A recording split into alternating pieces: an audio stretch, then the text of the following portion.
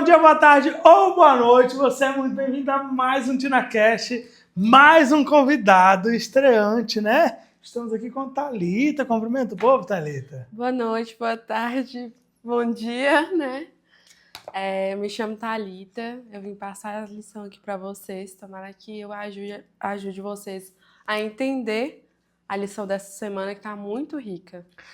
Cara, e Thalita, eu falei assim, rapaz, Dani, ela acha pessoas que a gente...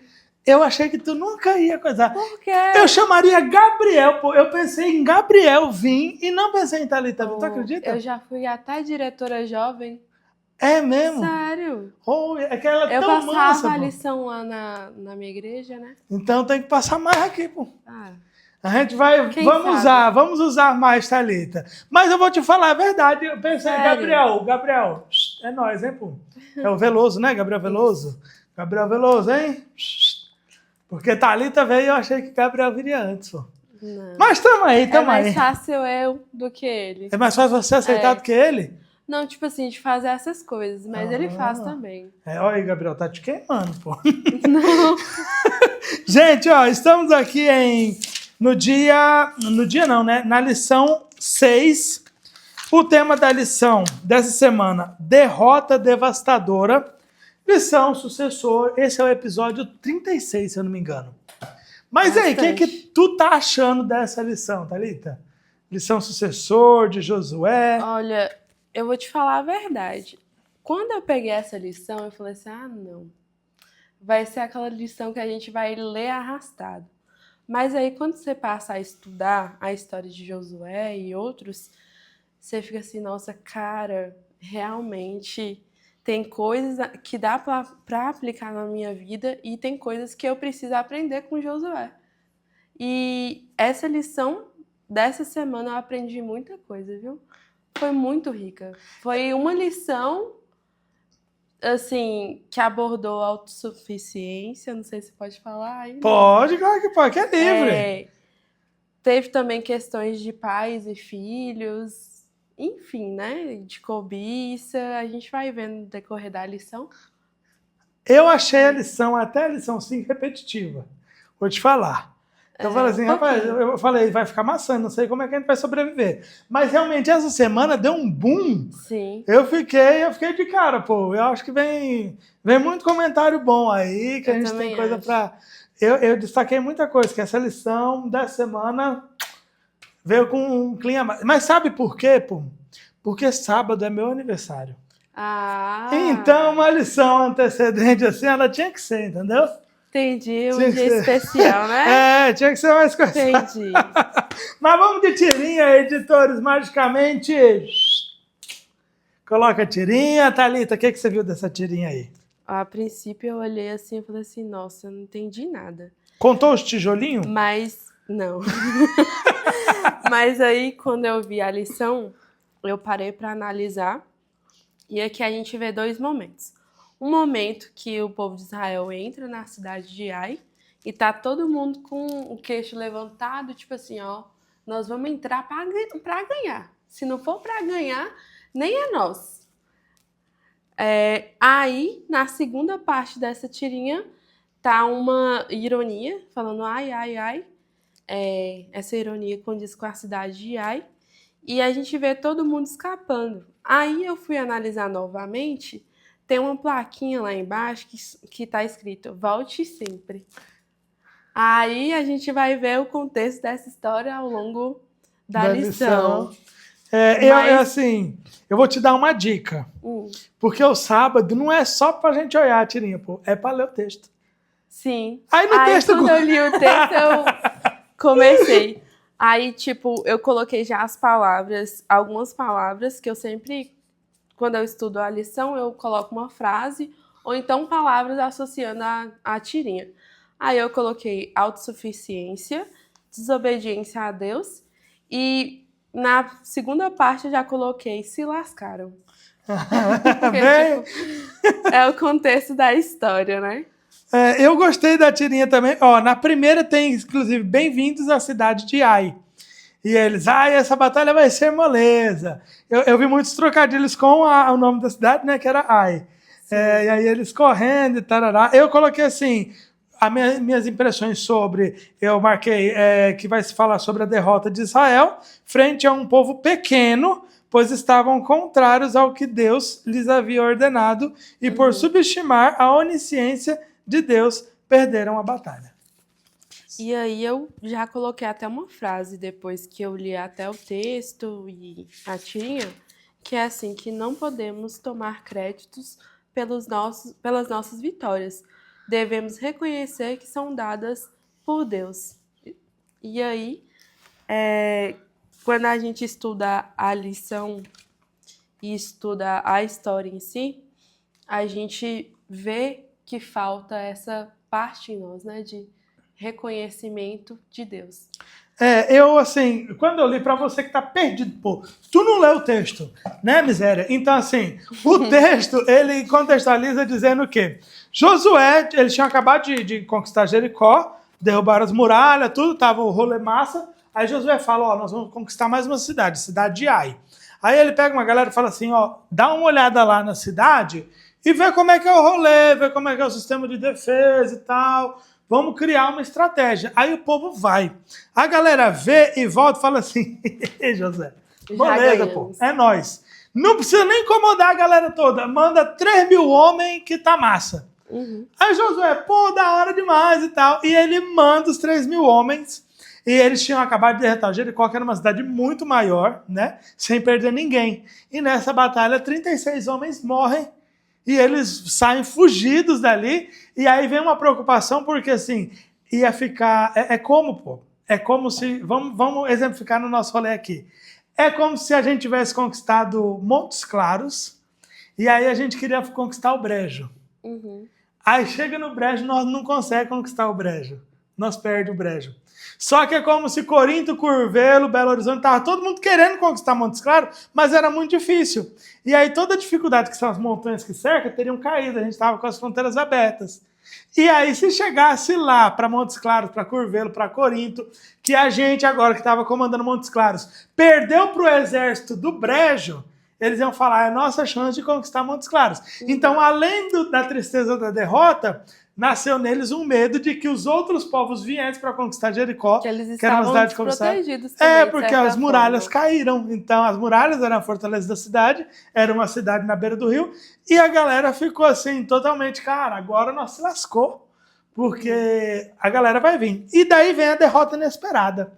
Quem é que você separou de domingo, que é o tema, né, de uma derrota inesperada? O que você separou para falar para a gente? Então, eu acho que a gente tem que entender no contexto da região da cidade de Ai. Por que o povo de Israel não conseguiu vencer? Além de eles irem com poucas pessoas, eu não lembro a quantidade. 3 mil homens. 3 mil homens, isso. Eles não levaram em consideração o terreno de lá. Lá era uma região montanhosa, então a cidade de Ai, comparado com Jericó, era bem mais alto. Tava 19 quilômetros subindo montanha. Exatamente. E aí, quando a gente estuda história e geografia, a gente vê que os povos que mais conquistaram terras e territórios foram aqueles que souberam usar o terreno ali à sua disposição. E aí, Josué com os espias, né, tipo, na hora de conversar ali, eles simplesmente não levaram em consideração isso. Levaram em consideração também de que eles já tinham ganhado lá em Jericó, eles, né? E foi a derrota deles, né? Quando foram lá para a cidade de Ai, não conseguiram derrotar o povo, ainda saíram com 36 mortos de lá. E aí foi o momento em que Josué parou com tudo que ele tinha feito ou estava fazendo e resolveu se voltar para Deus. Foi um momento que ele falou assim, Senhor, o que aconteceu aqui? Foi um momento assim de questionamento. E nesse momento de questionamento, Deus mostrou para ele as duas coisas que aconteceu lá que deram totalmente errado. A primeira foi autossuficiente, ser autossuficiente, achar que por forças deles ele conseguiria alguma coisa, e a outra coisa foi a desobediência. Então, uniu isso tudo e aconteceu a queda, né? A queda do Culminando na perda da guerra, da batalha. A perda da guerra. Só que, se a gente for analisar, Israel estava em um momento de amadurecimento. Então, eles estavam num processo de dependência de Deus. É claro que uns momentos eles poderiam cair nisso, mas era o momento deles aprenderem a depender de Deus. A lição, inclusive, ela traz, inclusive você falou sobre história, geografia e a galera toda. Ô, amor, faz um favor pra mim, minha esposa tá aqui hoje, tô tão feliz que ela tá nos bastidores. Vê se tá gravando certinho. É pra tá com um tempinho passando e tal. Gente, eu vou falar pra vocês o que aconteceu. Depois do episódio do Polacão Grandão, pô, Bruno Lages, que eu gravei com ele 2 vezes, porque a primeira não estava gravando nada, eu tive que gravar em seguida. Eu vi. Semana passada eu estava aqui com o pastor Wagner, e a gente estava conversando. Eu levei um susto naquele, por quê? Tem um momento do Tina que eu levanto para conferir o celular, Sim. Porque eu estava sozinho. Quando eu levantei e fui conferir o celular para ver se estava gravando tudo ok, eu acho que quando eu peguei no celular eu parei de gravar. Nossa. E aí quando eu olhei, não estava gravando. Aí eu falei, cara, não acredito. Eu engoli seco, assim, aquele gosto de chapéu velho, e o pastor contando uma história. E aí eu rapidinho coloquei para gravar. E aí eu fiquei naquele dilema, cara, eu conto ou não conto para ele que não estava gravando? Falei, não vou contar, eu vou orar a Deus aqui. E continuei o podcast como se nada tivesse acontecido. Gente. E eu falei, meu Deus do céu, por favor, pai, que tenha gravado, que alguma coisa tenha acontecido, porque eu estava gravando em 4K. Que é uma qualidade muito acima. Então eu falei, não sei se minha memória acabou, se a bateria, alguma coisa. Meu Deus, por favor, que esteja gravando e tal. Terminei o podcast com o pastor, fui embora. Não, fui embora não. Terminei, fui lá, pausei a gravação. Aí eu orei de novo, falei, meu Deus, por favor. Quando eu abri a galeria, tinha gravado 27 minutos, aí houve uma pausa e eu voltei a gravar. Então, tipo assim, eu só perdi 2 palavras que o pastor falou. Aí eu faço um corte, emenda, não deu nem de perceber. Mas estou confessando agora. Aqui foi um milagre de Deus. Que o pastor descobrindo agora. Foi um milagre de Deus, porque se não tivesse gravando, Deus fez o celular gravar, entendeu? Mas é um testemunho. É verdade. Mas, eu sou professor de história, né? Tô dando história pro pessoal, os meninos do cursinho de preparação do PAES. E eu contando história, me perdoe, viu? Não, imagina. Que eu não era boa na história, não, viu? Não, mas história é só uma fofoca. É só a gente focando na fofoca errada, que a gente só quer saber da fofoca atual. Sim, mas é uma fofoca anterior, que é só a gente gravar o que rolou. E assim, acaba chamando a atenção a região também, a realidade da galera ali. Porque a lição, inclusive, traz que estava 19 quilômetros montanha acima, ficava mais de 790 metros de altitude do que Jericó.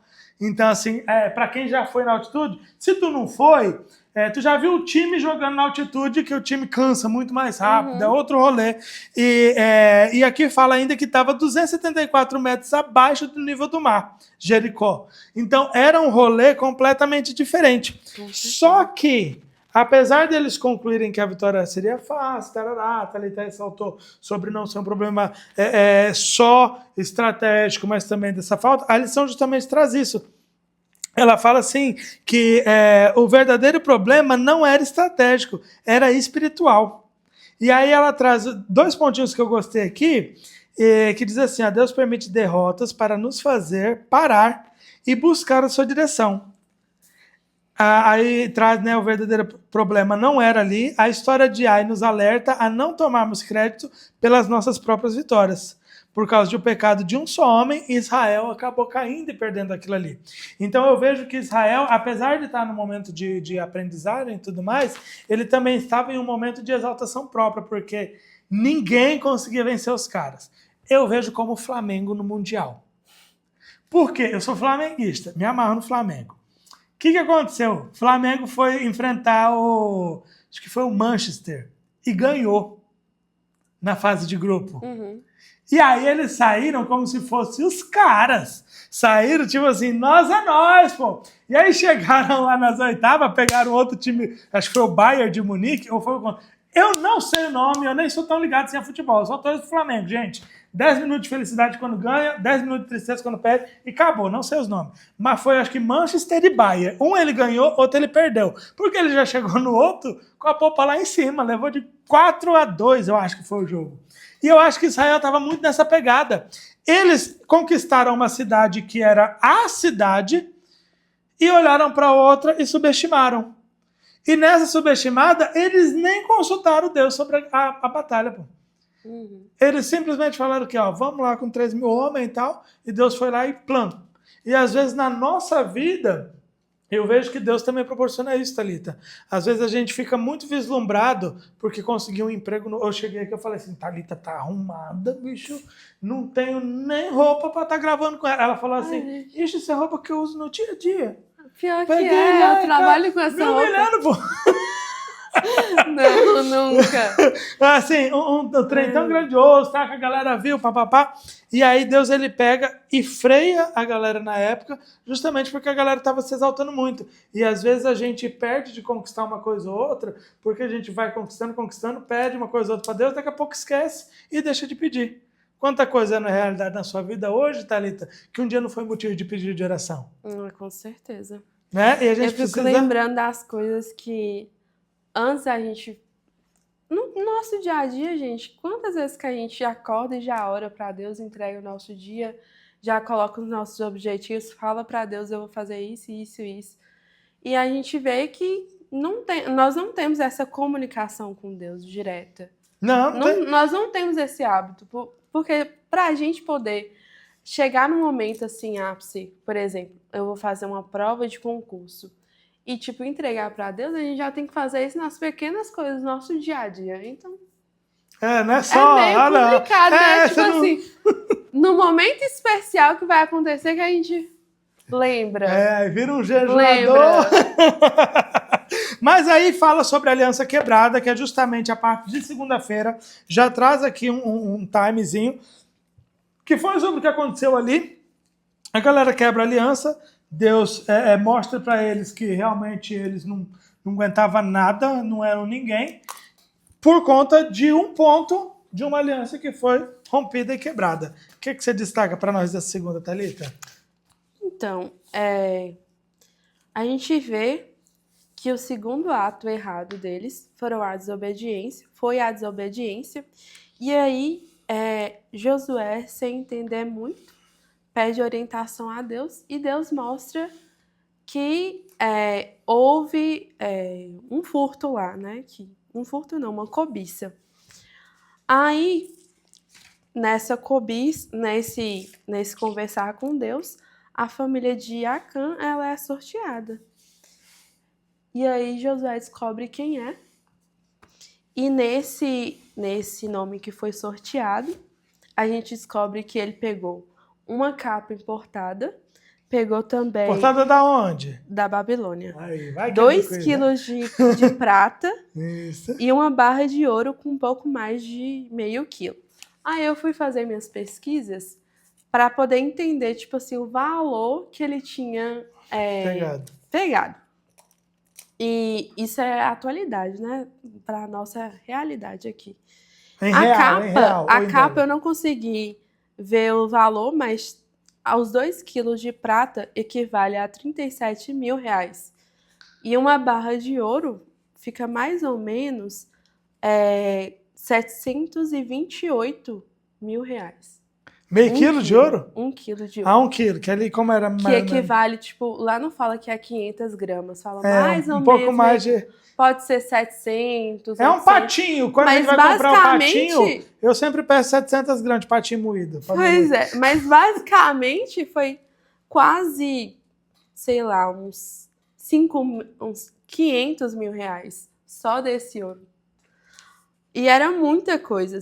Para a gente poder entender aqui, às vezes a gente olha para a história de Acã e fala assim, nossa, ele furtou só isso, mas era muita coisa, gente, tipo, para olhar assim. E deixar queimar. Olha a nossa Acã! Então, se o Morada perde uma guerra... Vocês olhar...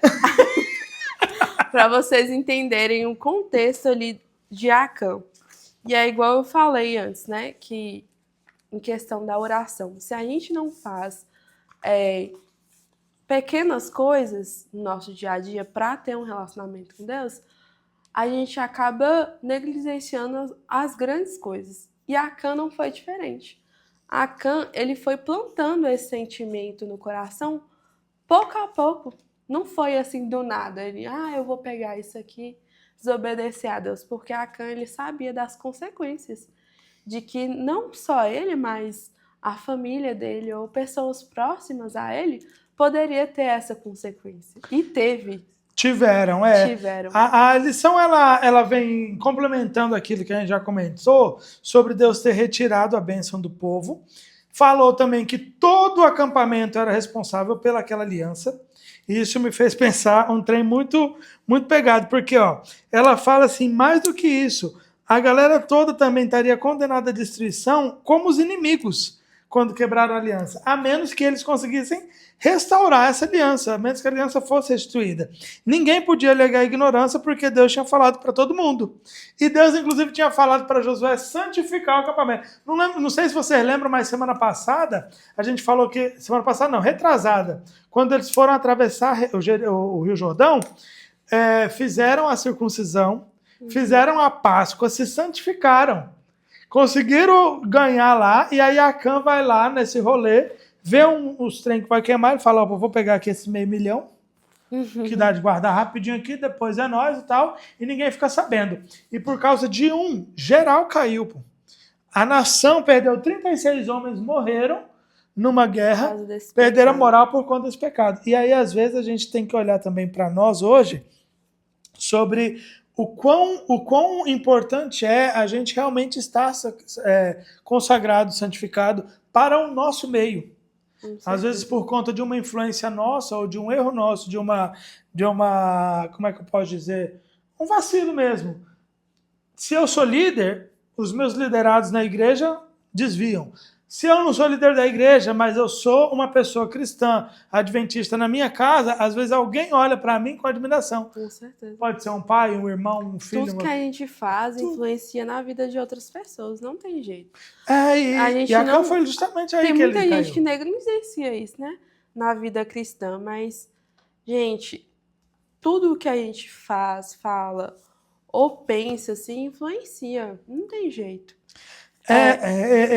Eu salvei aqui sobre esses trenzinhos e o ponto que colocou assim que Acã enterrou.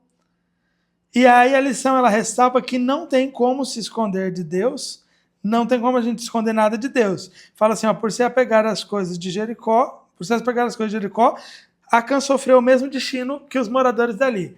Às vezes a gente como cristão tem aquele nosso pecado oculto que ninguém sabe.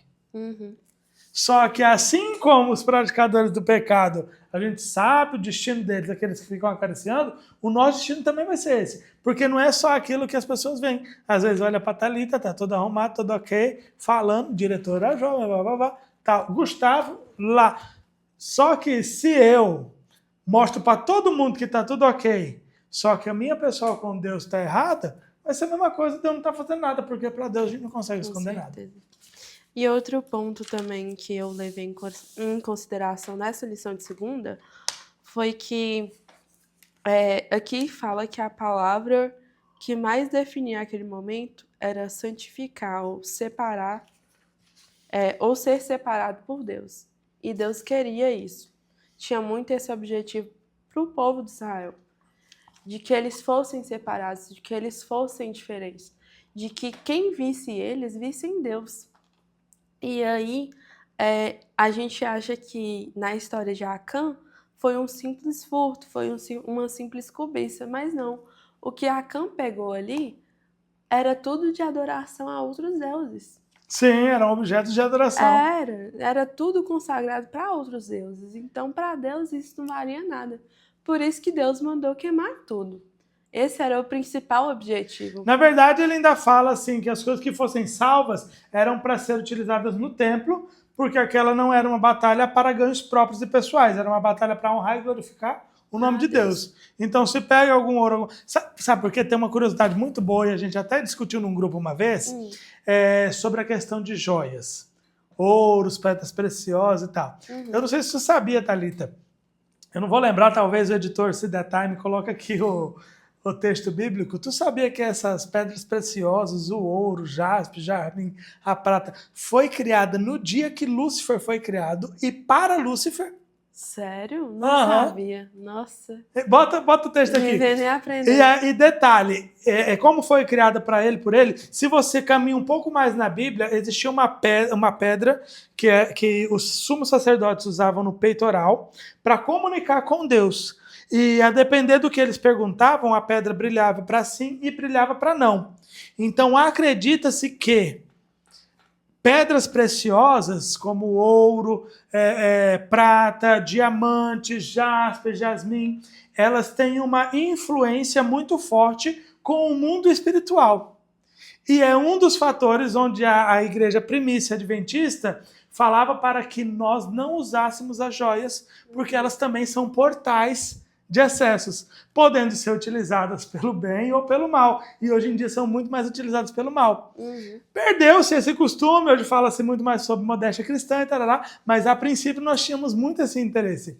E quando Acã pega uma capa de Babilônia, que era uma das nações mais pagãs da época, pega também ouro, pega prata, que eram também metais preciosos e metais também que serviam, existe uma ligação muito forte com isso. Se fossem entregues a Deus, quem sabe seriam utilizados para uma comunicação espiritual, mas ele pegou para o bem próprio e aquilo acabou sendo como uma maldição para ele. E é uns trem curiosos, né, que a gente vai ver e aprender. Muito, eu tô chocada. Literalmente. O editor vai ter que ter colocado agora, né, velho? Porque, enfim, é polêmico, mas está na Bíblia. Quando o silêncio custa caro. Hoje eu estava tendo aula de filosofia e aí eu estava falando até com a Larissa de Guels. Ela abriu a janela e aí entrou um barulho muito forte do motor do ar lá de fora. E ela nem percebeu, pô. E a gente continuou escutando um barulho. Eu olhei a janela aberta e falei, mas quem que abriu essa janela? A senhora foi a de Guels. Eu falei, fecha a bênção de Deus. Aí ela não aguenta com silêncio. Eu falei, tu não aguenta silêncio? Falou, não. Eu falei, também não. Uma vez falaram uma frase que eu levo no meu coração, que diz assim, ó, nada grita mais alto que o silêncio. Então eu não consigo ficar em silêncio. Eu ia falar isso. Então, pra mim, tem que ter barulho. O microfone sofre aqui, viu? Sofre. Mas vamos lá, quando o silêncio custa caro, Thalita, o que você acha aí dessa careza de silêncio que terça-feira nos trouxe? Então, antes dessa lição, quando eu peguei para poder estudar a história assim, de Acã, e eu via em diversas pregações, porque muita gente usa Acã como exemplo, né? Eu via que a Bíblia também contava que os filhos, a família de Acã, foram mortos naquele dia. E aí eu pensava, nossa gente, todo mundo foi morto, mas não teve ninguém assim que arrependeu. Deus tirou a oportunidade de outras pessoas se arrependerem. E estudando essa lição, eu acho que respondeu um questionamento que eu sempre tive. E aí a gente entende que a família de Acã, ela foi omissa. Ficou todo mundo caladinho. Tu não esconde meio milhão da tua família, pô. Todo mundo sabia, exatamente. Todo mundo sabia, mas todo mundo resolveu ficar caladinho. Na miúda. Meio milhão, se teu pai consegue meio milhão, fala assim, Thalita, fica na mãe aí que 80 conto é teu. Exatamente. Thalita, de novo. Mas porque são situações. Eu acredito também que foi não só pelo dinheiro, mas foi medo do que o pai ou o esposo sofreria também. Porque por mais que Acã se voltasse e pedisse perdão a Deus, haveria consequências para ele, porque o pecado dele trouxe 36 pessoas à morte. Mas a Bíblia fala que assim, aquilo que foi cometido em oculto confesse ao Pai, aquilo que foi cometido em público confesse. Tanto que é por isso que algumas quebras de voto batismal na nossa igreja exigem o rebatismo e outras não. Porém, o pecado dele atingiu o público. Atingiu posteriormente, só que a gente não... Claro que não tem como saber. Isso, novamente, é gustaviano. Como. Eu acho que se ele tivesse feito ele mesmo, ô Senhor, eu acho que deu ruim por causa desses bagaços aqui, né? Eu vou jogar fora, viu? E jogar fora talvez dê certo. Por quê? Josué fala com a galera e fala assim, ó, vou dar uma noite para vocês pensarem aí, e amanhã, quem fez coisa errada, vem falar comigo. E ele seguiu calado. E a galera toda dele também seguiu calado. Então, assim, totalmente gustaviano. Sim. Mas eu prefiro ir na vibe de, tipo assim, se alguém ainda tivesse, ainda estaria aberta ali a oportunidade. Sim, haveria o perdão, mas eu acho que a consequência do pecado, acho que Deus não tiraria. Depende. É igual tipo tu viu assim, Corá? Tu leu a história de Corá? Eu vi. Mas tu leu a história? A história não. Não leu, né? Não cheguei a ler. Ei, a história eu vi que a família dele, enfim, não foi punida pelo pecado dele. Mas tu não leu Corá? Não li. Ei, pô, lê Corá, pô. Eu vou contar um resuminho aqui. Só que é isso que eu tô te falando, que às vezes, quer dizer, o perdão de Deus a gente sempre vai ter. Mas as consequências podem vir também, poderia vir pra ele. Poderia. Mesmo pedindo arrependimento. Mas né? Eu acho que não viria, sabe por quê? Porque, será, Gustavo? Cara, tu viu a história de Corá, não, né? Não. O que aconteceu com esse Corá? A hora que eu falei, velho, tem que ler esse Corá. Pô, eu não sei o que é esse Corá. Números 16. Aí fui lá ler Corá. Fui ler a história de Corá. O que rolou com Corá, pô? Moisés estava lá liderando. Minha mulher falou assim, amor, não conta pra eles, não. Quando eu contei, ela ficou em choque. Ela olhando ali já... Porque o que rolou, pô? Moisés saiu da galera ali, e aí Corá pegou e Corá, ele era descendente dos levitas, então ele era da tribo dos levitas. E aí e os levitas eram tipo os pastores. E aí Corá começou a indagar, ele falou, rapaz, o que Moisés está tanto falando aí? Ele falou que ia nos dar terra, emana leite e mel, montanha de rapadura e tal, para quem assistiu um filme aí tem referência. Mas enfim, e aí o que eles falaram assim, Moisés não deu nada pra gente, pô. Aí chegaram assim, ô Moisés, quem foi que disse, pô, que tu manda em nós? Porque tu falou que ia dar um monte de coisa, até agora nós só tem deserto. Era melhor nós ter ficado calado lá. Aí tu quer ser o cara, pô, tu não manda em nada aqui não. Eu, como levita, tô falando. Tu pode ser um bom líder para dirigir a galera ali, convencer o povo e tal. Mas frente a Deus, tu não se comunica por nós, não. Porque se comunicar, Deus já tinha cumprido as promessas. E ele criou uma rebelião grande contra. Juntou Corá e mais dois caras, Datã e Abirão. Eu lembro mais ou menos da história. E aí, pô, mas tu sabe... Que pegou eles e eles foram pro meio e tal, ser julgado e a terra abriu? Não foi só assim, não. Moisés pegou e falou assim, pô, não, então tá certo. Vamos fazer assim, ó, amanhã tu traz uns incensos aí, eu trago uns incensos aqui, a gente cria um altar, tipo Eliseu desafiou os profetas de Baal lá. Não sei se foi Eliseu. Foi Eliseu. Foi Eliseu. Tipo, eu confundo os nomes Elias e Eliseu, eu confundo. Tudo a mesma coisa. É Eliseu mesmo que fez? Outros pedem Baal. Acredito que é. Eu não sei se foi Eliseu ou se foi Elias. Ou Elias. Viu como é que é? Realmente. Mas, enfim, amor, procura aí. Minha mulher vai procurar lá pra dizer. Tá. Mas, enfim, aí ele pegou e fez um desafio desse com a galera. Aí, quando eles foram lá, Deus respondeu diretamente a Moisés. Só que Deus não só respondeu a Moisés. Deus fala assim, Moisés, é o seguinte, eu vou matar esses caras. Manda todo mundo sair de perto, porque quem estiver perto vai morrer também. E aí Moisés fala assim, tira a tua tenda aí do lado, afasta aí, que se Deus me enviou, eles não vão morrer de morte natural. Mas se eles morrerem de morte natural aí com a gente, seguir a vida, envelhecer e tal, realmente não foi Deus que me enviou. Mas se Deus que me enviou, afasta todo mundo que a terra vai abrir, ou o fogo vai cair, eles vão queimar, eles vão morrer agora. Moisés terminou agora a terra, abriu e engoliu. E os caras estavam na frente junto com a família. E aí, pô, a galera ficou louca e perturbada e saíram correndo e gritando, todo mundo. E deu aquele... No outro dia, reuniu 14 mil homens e veio peitar Moisés. E fala assim, eu acho, pô, que tu vacilou com os caras lá, pô, eles são levitas. Tu acabou com os... Tu matou, tu tá ligado com bruxo, não tá certo isso aí não. Aí Deus pegou, nem falou nada. Do jeito que a nuvem estava em cima, a nuvem já foi. Falou, Moisés, sai da frente que eu vou matar eles tudinho. Sai você e sai Arão. Agora, os dois abriram, desceu lá e plum, matou 14 mil negros. Por causa da rebelião. E os filhos de Corá em si, eu fiquei assim, a hora que eu li, eu tava lendo a história assim, aí minha esposa falou assim, tá tudo bem por aí, amor? Que eu tava lendo no celular, né?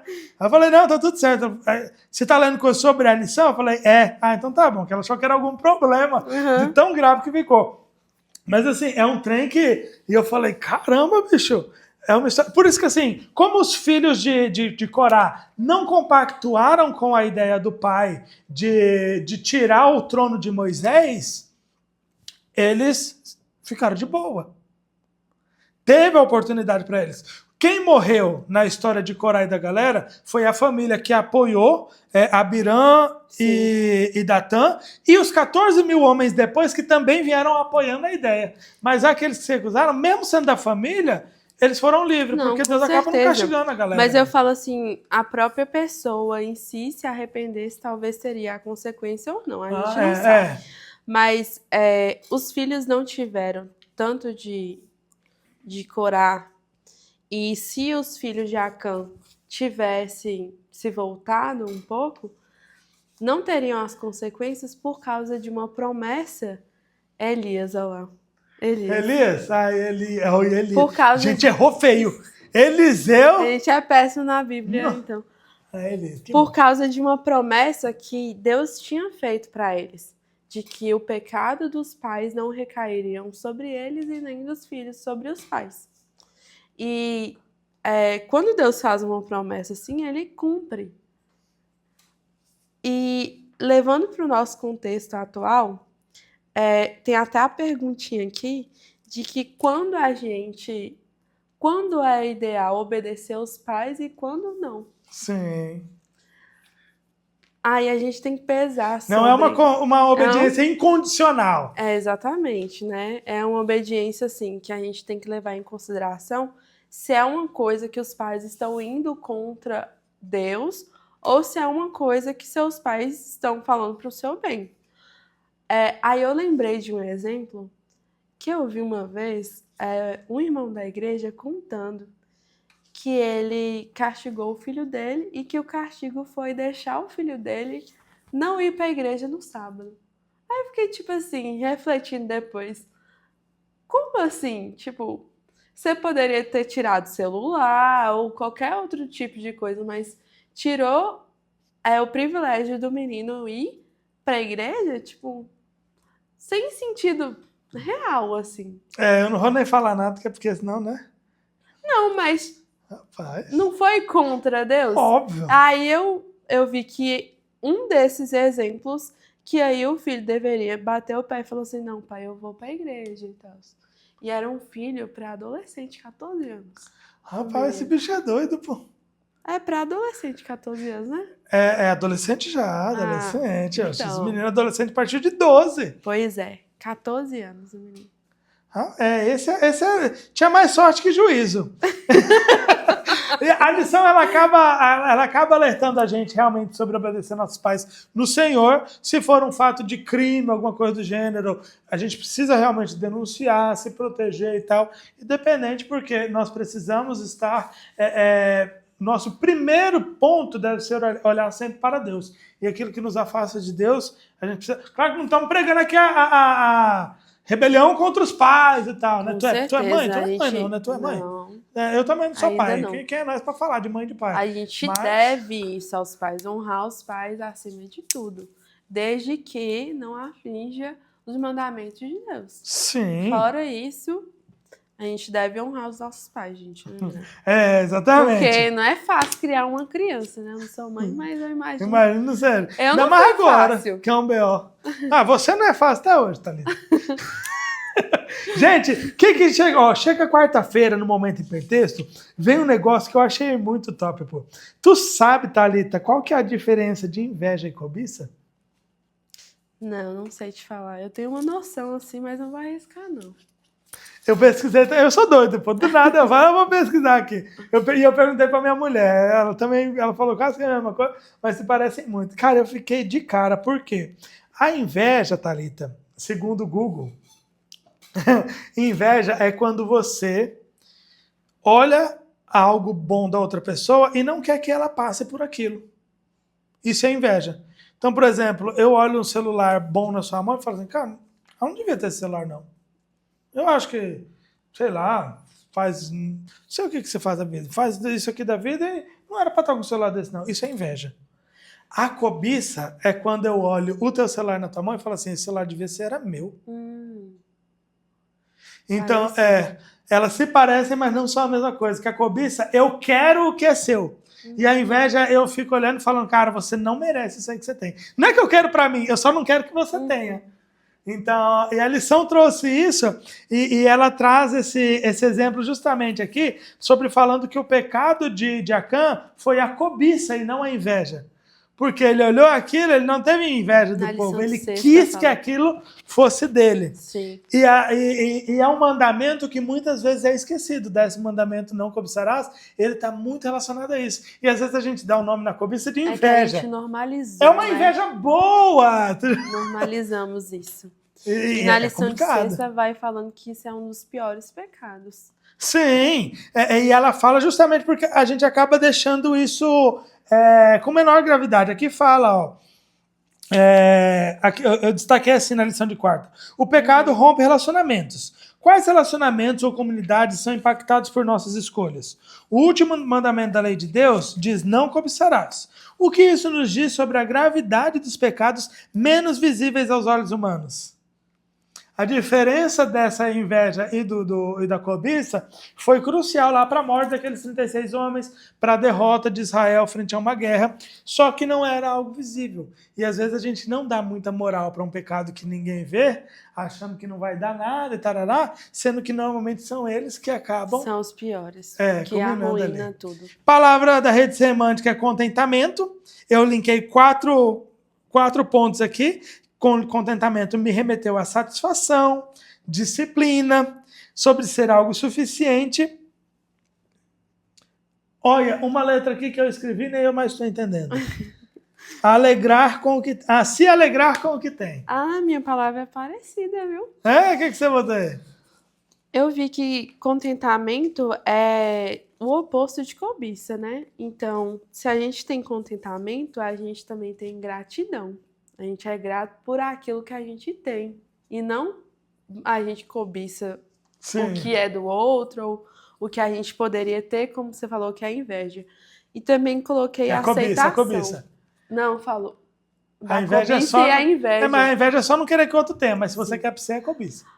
E eu coloquei a aceitação também. A gente deve aceitar tudo que a gente tem, tudo que Deus dá. Temos que ter a satisfação e eu coloquei cobiça aqui. Amém. Livres da maldição é quinta-feira. Antes de quinta, empresta tua caneta e fala a palavra da semana pra galera. A palavra da semana? Isso. Você falou a palavrinha do... Isso, a palavra do quiz lá. É contentamento, não é não? Qual? Do que? Do quiz, você escolhe uma palavra e ela cai ela lá. me pegou de surpresa. E ainda perguntei pra ela antes de começar o quiz. O quiz, a Altina. Pois é. Não sabe, não? Minha palavra vai ser oposto. Pronto. Isso. Oposto. Tá anotado. Eu vou começar a anotar porque eu fico revendo o quiz, eu fico revendo Tina quando eu tô montando o quiz. E aí, às vezes, eu não consigo achar, eu troco para lá, dá uma confusão lá na sala. Mas vamos falar sobre Livres da Maldição, quinta-feira. A aparição dela ali, bicho, é um exemplo. Toda marcadinha, toda bonitinha. Eu olhei assim, porque ela marca com canetinha, e aí parece as marcações que já vem na lição. Eu falei, mas minha lição não veio com aquele texto destacado? Não. Mas porque... é sempre assim, não tem jeito. Eu consigo absorver, assim, tipo, escrevendo, desenhando. Às vezes eu desenhava até na lição, gente. Eu só consigo aprender assim. É toda marcadinha mesmo, é bonito de se ver. A minha é malemar uma caneta repassada aqui. Fala aí, Thalita, o que você viu desse Livros da Maldição? Então, eu acho que a lição Livres da Maldição, quinta-feira, foi mais um convite pra gente. Por que um convite? Aqui mostra que depois do mal, de tudo que aconteceu, Josué ele chega para o povo e chama o povo para se reconciliar com Deus. E aí, levando isso para o nosso contexto, eu acho que a gente tem que aprender a se reconciliar com Deus. Eu acho que a gente tem essa dificuldade de errar e voltar, por causa que a gente tem o peso da culpa em cima da gente. Então a gente tem que aprender a se perdoar e pedir o perdão para Deus. E o que aconteceu com essa reconciliação de Josué? Ele chamou o povo e ele dividiu o povo em 2 partes. Uma com 6 tribos e a outra... Tribos, olha eu. É tribos mesmo. E a outra parte com 6 tribos também, né? Que eram 12 tribos. Isso me lembrou a Igreja Católica, viu? Sério? Eles fazem isso, Fon? Tu nunca foi no culto católico? Eu já fui, O padre fala uma coisa, todo mundo repete um negócio certinho. A gente fica perdido lá. Porque a gente não sabe. A gente não sabe o que falar, pô, e a igreja todinha fala. Se esse podcast chegar pro padre, você vai ver. Não, mas é porque é verdade, quem não é católico fica perdido. Porque o padre fala assim, fulano de tal, aí a igreja para, ai, gente... Amém. Tipo... E aí, a primeira parte das 6 tribos, eles proferiam palavras de bênção. E a outra tribo falava amém. Confirmava... Viu? A igreja católica faz isso. Confirmava tudo que era falado quando falava-se uma maldição sobre as atitudes lá. Eles falavam amém. E aí foi na cidade no Monte de Gerizim, o nome. Isso. Que tudo isso aconteceu. O que eu achei legal daí, Thalita, eu não sei se você observou, porque foi assim. Deus perdoou a galera, eles foram lá e conseguiram conquistar Ai. Só que dessa vez eles foram com 30 homens em vez de 3 mil, ou seja, Sim. 100 vezes mais homens do que foi da primeira vez. E Josué fez todo um esquema de guerra. Botou uma galera atrás da cidade, e aí botaram uma galerinha marchando como se fosse atacar a cidade. Só que como Ai já tinha ganhado uma vez, eles saíram confiantes que ia matar o povo. Quando eles saíram da cidade, quem estava escondido atrás da cidade entrou na cidade. Fizeram uma estratégia mágica, ganharam. Assim que eles ganharam, eles deram uma pausa. E Josué falou assim, é o seguinte, vamos agora adorar. Tinha um monte de povo perto deles ainda que poderiam atacar a cidade. E eles não ligaram, eles deixaram a cidade ali e foram imediatamente fazer essa adoração a Deus, nesse monte onde houve a separação da galera ali. E eu achei isso muito interessante porque às vezes a gente quer adorar a Deus, mas só quando tudo estiver de acordo com a nossa coisa. E não é assim. Não é assim. Eu participava de uma ONG lá em Rondônia, e teve uma frase uma vez que foi dita que eu gravei muito no meu coração. Porque, Thalita, às vezes a gente tinha uma missão no Peru e era $500 para ir na missão do Peru. E eu sempre, rapaz, trabalhava, era pouquinho dinheiro, pô. Era bem pouquinho dinheiro. E aí, até hoje é pouquinho dinheiro, viu, gente? Quem quiser. E aí, tipo assim, para conseguir $500 não era fácil. E às vezes você tinha conta, pô, você tinha um monte de rolê. E detalhe, eu ganhava por momentos que eu trabalhava. Se eu ia 15 dias para uma missão, era 15 dias sem ganhar. E tendo que pagar $500. Que é uma grana alta. Fora um rolê ou outro, você vai sair lá e tal. E eu falava assim, cara, às vezes a gente não vai dar e tal. E aí uma vez falaram uma frase assim, se você cuida das coisas de Deus, Deus cuida das suas coisas. E o povo aqui ele fez exatamente isso. Eles deixaram as guardas da cidade para atenderem uma necessidade. E às vezes a gente está tão distante de Deus que a gente precisa passar a deixar nossas coisas realmente ali de lado e priorizar a Deus.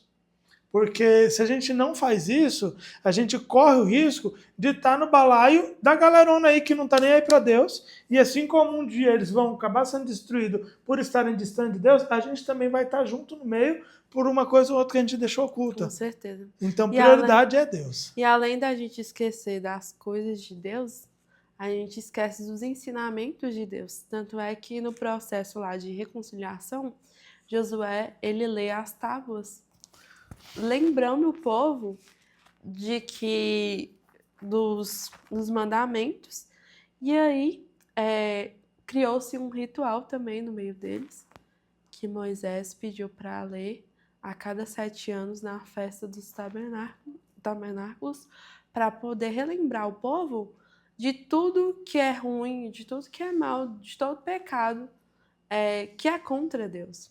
E isso aí já serve de dica do quiz, viu? Eu tinha até anotado aqui, ó, você falou certinho. Quiz. Você anotou? Exatamente o que você falou agora. Aí eu fiquei pensativa nisso, até de fazer uma postura assim, de ser uma postura minha, de ler algumas coisas, para a gente poder relembrar mesmo, porque, gente, principalmente os 10 mandamentos, a gente se esquece no nosso dia a dia.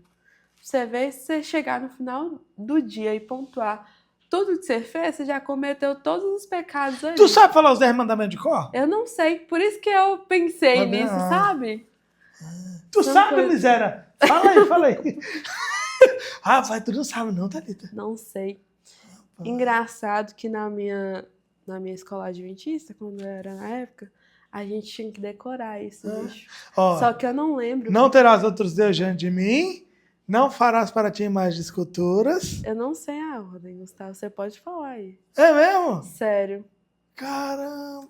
Eu não sou de decorar, não consigo decorar. Assim. Não, mas tá bom. É porque eu conto pros meninos lá no histórico, não é decorar não, miséria, é aprender. Pois mas esse trem de decorar assim, nossa, eu sou péssima. Eu sou mais de tipo pegar alguma coisa e tirar a lição sobre aquilo, entendeu?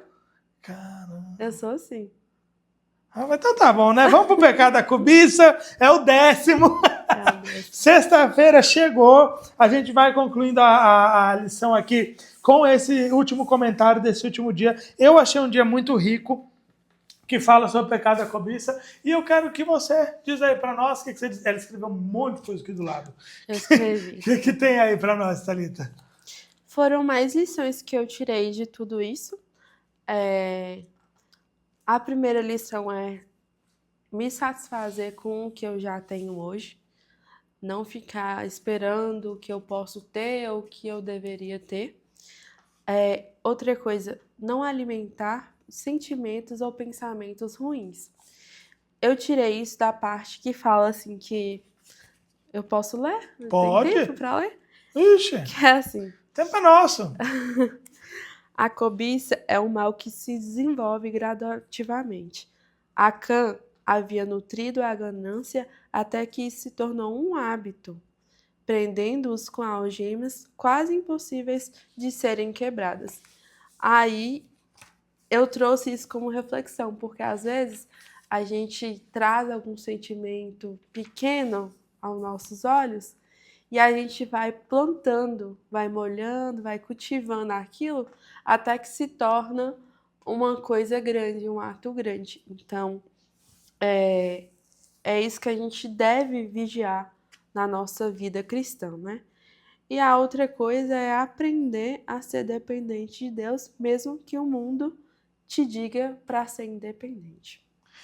Aqui até no final desse trechinho que você leu, diz que quando chegou a tentação, ele acabou caindo como uma presa fácil, justamente porque ele alimentava muito isso no coração já de um tempo.